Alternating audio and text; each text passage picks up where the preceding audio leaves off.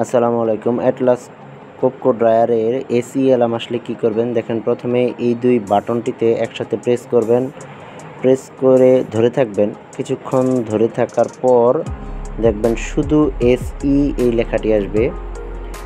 দেখেন এইভাবে শুধু ওই দুইটা বাটনে, নিচের দুইটা বাটনে একসাথে চাপ দিলে এসি আসবে। পরে এই বাটনে 3টি চাপ দিবেন। এখন এন লেখা আসবে। এন লেখা আসার পরে এই উপরের বাটনটিতে চাপ দেবেন, এটা না, উপরের বাটনে চাপ দিলে এখানে আসবে ওয়াই আসার পরে এখানে এটা সেভ করবেন। এখানে চাপ দিলে এটা সেভ হয়ে যাবে।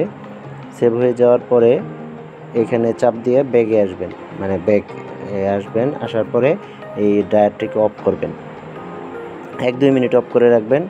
অফ করে আবার অন করলেই এই অ্যালার্মটি চলে যাবে। এই অ্যালার্মটি মূলত হচ্ছে ড্রায়ার মেনটেন্যান্স বা monitoring alarm. Dryer monitoring alarm এটা কিছুদিন পর পর আসে। এটাকে এইভাবে রিসেট করে দিতে হবে। ভিডিওর শেষে আমি একটা পিডিএফ ফাইল দেখিয়ে দিচ্ছি ছবির আকারে, স্ক্রিনশট দিয়ে।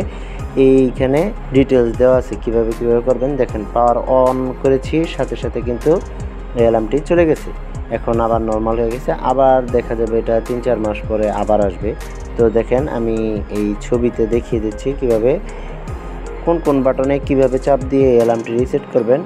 এই ছবির মধ্যে ডিটেলস দেওয়া আছে। শুধু এটি করার পরে 6টা স্টেপ ফলো করবেন। 6টা স্টেপ ফলো করার পরে আপনি এটাকে একবার পাওয়ার অফ করে অন করবেন, দেখবেন অ্যালার্মটা একেবারে রিমুভ হয়ে গেছে। এই ছবিতে দেখেন দেওয়া আছে। প্রথমে এই দুইটা বাটনে চাপ দেবেন, পরে R5 আসবে, পরে এখানে চাপ দিয়ে এন আনবেন, পরে এখানে চাপ দিয়ে ওয়াই আনার পরে যখন সেভ হয়ে যাবে সাথে সাথে ড্রায়ারের পাওয়ারটা অফ করবেন। 1-2 মিনিট অফ করে রাখার পরে আবার অন করলেই আশা করি এই অ্যালার্মটি চলে যাবে। তো আমার এই ভিডিওটি যদি ভালো লেগে থাকে তাহলে অবশ্যই আমার চ্যানেলটি সাবস্ক্রাইব করবেন এবং ভিডিওতে লাইক কমেন্টস করবেন। ধন্যবাদ।